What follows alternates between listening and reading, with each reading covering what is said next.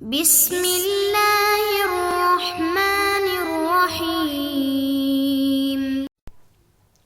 السلام علیکم محترم سامعین اور عزیز طلبہ کرام، امید کرتا ہوں کہ آپ تمام احباب خیر و عافیت سے ہوں گے۔ آج کا ہمارا سبق نمبر 39 ہے، جس میں ہم شاعر زیادۃ الحارثی کو پڑھیں گے۔ ان کے اشعار ہم نے پڑھے تھے پچھلے سبق میں بھی، لیکن ترجمہ کرنے سے رہ گئے، تو آئیے اسے پڑھتے ہیں۔ زیادۃ الحارثی یہ ایک اسلامی شاعر ہے۔ حذبۃ ابن خشرم، حذب ابن خشرم نے اس کو قتل کیا تھا۔ ان کا ترجمہ اتنا ہی ہے، یعنی تعارف۔ آئیے اشعار پڑھتے ہیں اور اسے سمجھتے ہیں۔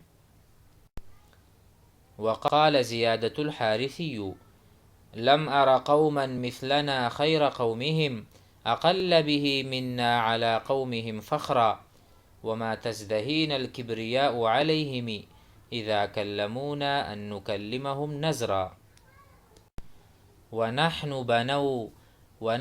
بنو ماء السماء فلا نرى لأنفسنا من دون مملكة قصرا۔ ترجمہ کرتے ہیں۔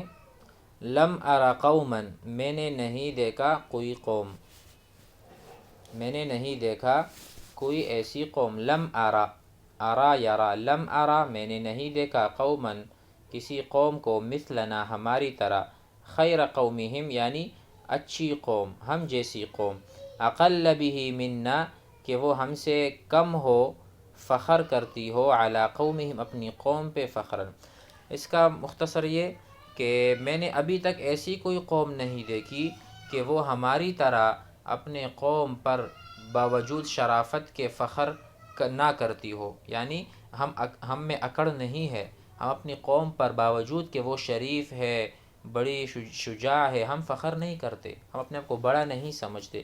لم ارى قوما مثلنا خیر قومہم کہ وہ بہترین قوم ہے، اقل به منا کہ ہم سے وہ کم کرے، علی قومہم فخرا اپنے قوم پر فخر، بلکہ ہم سب سے کم فخر کرنے والے ہیں اپنی قوم پر۔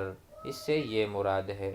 آگے دیکھیں دوسرے شعر میں کہہ رہے ہیں وما تزدہین الکبریاء علیہم، اور ان پر ہماری بزرگی ہمیں حقیر اور ذلیل نہیں کرتی۔ وما تزدہین، وما تستخفنا ہمیں خفیف نہیں بناتی، الکبریاء کبر کرنا یا تکبر کرنا، علیہم ان پر۔ اگر ہم ان پر تکبر کرنے لگ جائیں یا سمجھیں کہ ہماری بزرگی جو ہے یہ ہمیں حقیر نہیں کر سکتی، ہم اپنے اوپر فخر نہیں کرتے، ہم خاموش رہتے ہیں، اپنی بڑائی اپنا تعارف نہیں کرتے، تو اس سے مراد یہ نہیں ہے کہ ہم چھوٹے بن گئے، ہم اپنی مقام پر ہیں، اپنے مرتبے پر ہیں، اگرچہ اپنی تعریف اور اپنے اوپر فخر نہیں کرتے، تو ہمیں ہمارا جو کبر وغیرہ فخر ہے وہ ہمیں چھوٹا نہیں کر سکتی، یا بزرگی۔ کبریا بمعنی بزرگی۔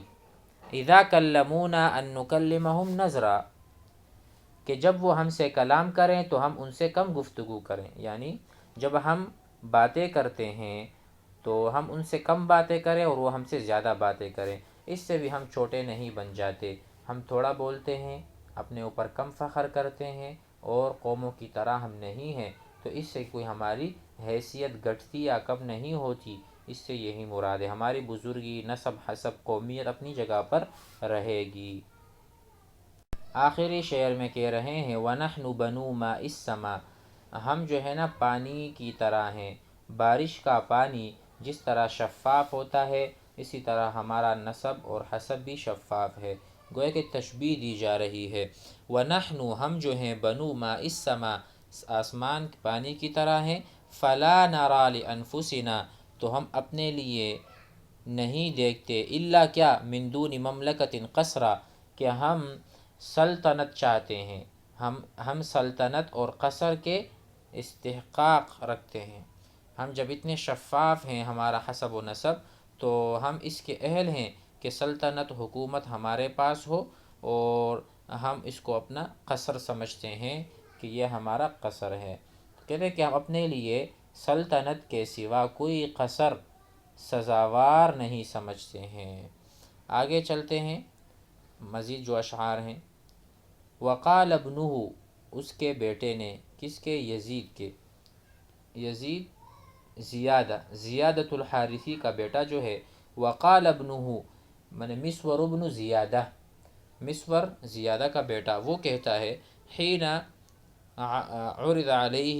عرض علیہ سعید بن العاص 7 دیات فابا، حین جب عرض علیہ اس کے سامنے پیش کیے سعید بن العاص نے 7 دیات 7 دیتیں، قتل کے بدلے میں جو دیت دی جاتی ہے، تو 7 بندوں کی دیت کس کے سامنے رکھے؟ مسور کے سامنے رکھے گئے۔ کس نے رکھے؟ سعید بن العاص نے رکھے تھے مسور کے آگے 7 دیتیں، لیکن اس نے کیا؟ فابا انکرا، اس نے انکار کیا، دیت کو حاصل نہیں کیا۔ تو وہ کیا کہتا ہے؟ آئیے اسے ہم سمجھتے ہیں، اور تھوڑا سا اس کا جو پس منظر ہے وہ دیکھ لیں کہ ان اشعار کا پس منظر یہ ہے کہ شاعر کے باپ زیادہ کو حدبۃ بن خشرم نے قتل کیا تھا، جیسا کہ گزر چکا ہے۔ زیادہ کے بھائی قصاص لینے کے لیے عامل مدینہ سعید بن العاص کے پاس آئے۔ حدبہ تو گرفتار نہ ہو سکا، البتہ اس کے چچا اور رشتہ داروں کو گرفتار کیا گیا، لیکن حدبہ نے دیت دے کر ان کو چھڑا لیا۔ مقتول کے بھائی اس پر راضی نہ تھے۔ کون؟ مسور ابنہ، اس کا بیٹا۔ چنانچہ وہ حضرت معاویہ رضی اللہ عنہ کے پاس مقدمہ لے کر آئے۔ حدبہ اور اس کی جماعت بھی وہاں تھی۔ حضرت معاویہ رضی اللہ عنہ نے اس سے قتل کے بارے میں پوچھا تو اس نے اقرار کر لیا۔ پھر دریافت کیا کہ مقتول زیادہ کا کوئی بیٹا ہے؟ کہا گیا کہ ایک بیٹا ہے، لیکن وہ ابھی چھوٹا سا ہے۔ معاویہ رضی اللہ عنہ نے فیصلہ کیا کہ اس کے بیٹے پر موقوف کر دیا، اور مدینہ سعید کے پاس حکم بھیجا کہ حدبہ کو اس وقت تک قید میں رکھو جب تک اس کا بیٹا بالغ نہ ہو جائے، پھر قصاص یا دیت کا فیصلہ وہ خود کرے گا۔ چنانچہ زیادہ کا بیٹا مسور جو یہ اشعار کہہ رہا ہے، جب یہ بالغ ہوا تو قصاص لینے کے لیے مدینہ آیا۔ قریش کے بہت سے بزرگوں نے، جن میں حضرت حسین ابن علی، عبداللہ ابن عمر، عبداللہ ابن جعفر رضی اللہ عنہم وغیرہ شامل تھے، یہ قریش کے بزرگ ہیں، دگنی دیت لینے اور قصاص چھوڑنے پر اصرار کیا، کیونکہ حدبہ ایک اچھے شاعر تھے، لیکن مسور نہ مانا اور یہ شعر اس نے کہے، گویا کہ وہ قصاص لے گا، اور دیت کا اس نے انکار کیا۔ 7 دیات، گویا کہ ایک بندے کے بدلے میں، اس کے والد زیادہ کے بدلے میں 7 دیتیں دی جا رہی تھی، لیکن اس نے انکار کیا، وہ قصاص پر ہی آمادہ تھا۔ فقال ابعد الذي بالنعف نعفي كويكب رهينة رمس ذي تراب وجندل اذكر بالبقيا على من اصابني وبقياي اني جاهد غير مؤتلي فإن لم أنل ثأري من اليوم أو غد بني عمنا فالدهر ذو متطول فلا يدعني قومي ليوم كريهة لئن لم أعجل ضربة أو أعجل أنختم علينا كلكل الحرب مرة فنحن منيخوها عليكم بكلكل يقول رجال ما أصيب لهم أب ولا من أخ أقبل على المال تعقل كريم أصابته ذئاب كثيرة فلم يدر حتى جئن من كل مدخل ذكرت أبا أروى فأسبلت عبرة من الدمع ما كادت عن العين تنجلي۔ تو اس کا مختصر سا ترجمہ ہم کیے دیتے ہیں۔ ابعد الذی، کیا اس کے بعد، کیا انکار کرنے کے بعد، بالنعف نعفی کویکبی، کیا بعد اس شخص کے جو کوہ کویکب کے نشیبی ہموار جگہ میں پڑا ہوا ہے، یعنی میرا جو باپ ہے زیادہ، وہ کویکب مقام پر مدفون ہے، وہاں پر موجود ہے۔ اور یہاں پر ہم جو نعفی، جو اس کا معنی بنتا ہے پہاڑ سے نیچے والی وادی، یعنی ابعد الذی بالنعف نعفی کویکبی، کہ وہ ہموار جگہ جو ہے پہاڑ کے دامن وغیرہ میں کویکبی نامی جگہ میں مدفون ہے۔ رہینۃ رمسن، رہینہ کہتے ہیں یعنی مدفون، جو بندہ مدفون ہے وہاں مرہون ہے، رمسن قبر، ٹھیک ہے، رہینۃ رمسن قبر میں وہاں جب بندہ مدفون ہے، کیا اس کے باوجود بھی ذی ترابن، کہ وہ وہاں کی مٹی پر ہے، وہ مٹی اور پتھروں، وجندلی، جندل کہتے ہیں الحجر الصلب، یعنی بڑے بڑے پتھر یا سخت پتھر۔ تو بتا رہے ہیں کیا بعد اس شخص کے جو کوہ کوئی کی نشیبی ہموار جگہ میں پڑا ہے اور مٹی اور پتھروں والی قبر میں مدفون ہے، کیا اس کے بعد بھی کیا اذکر بالبقیا، اذکر مجھے اس شخص پر شفقت کی تلقین کی جاتی ہے، مجھے یاد دہانی کروائی جاتی ہے، مجھے ابھارا جاتا ہے۔ اذکر بالبقیا، بقیا مطلب ہے رحم کرنا۔ اذکر